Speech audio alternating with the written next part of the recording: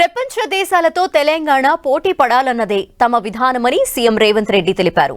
హైదరాబాద్లో సిఐఐ తెలంగాణ ఆధ్వర్యంలో విద్య, నైపుణ్యాభివృద్ధి, వ్యవస్థాపక అవకాశాలు అంశంపై జరిగిన సమావేశంలో పాల్గొన్నారు రేవంత్ రెడ్డి. పెట్టుబడిదారులు, పారిశ్రామికవేత్తలకు అండగా ఉంటామని చెప్పారు. అభివృద్ధి విషయంలో తమ ప్రభుత్వానికి ఎలాంటి భేషజాలు లేవని చెప్పారు. గతంలో ఔటర్ రింగ్ రోడ్ అవసరం లేదని కొందరన్నారని, ఇప్పుడు అది హైదరాబాద్కు లైఫ్ లైన్ గా మారిందని ఆయన చెప్పారు. మీ పెట్టుబడులకు రక్షణ కల్పించడమే కాకుండా మీకు లాభదాయకంగా మీ వ్యాపారాలు ఉండే విధంగా మా ప్రభుత్వం యొక్క ప్రణాళికలు ఉంటాయి.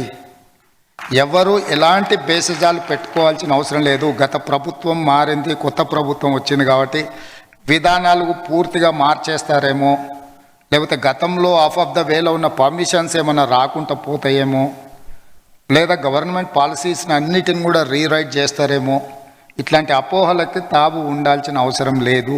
హెల్దీ కాంపిటీషన్ అని నేను అనుకోవట్లే. తెలంగాణ రాష్ట్రం ప్రపంచంతోనే పోటీ పడాలనేది నా ఆలోచన, నా విధానం.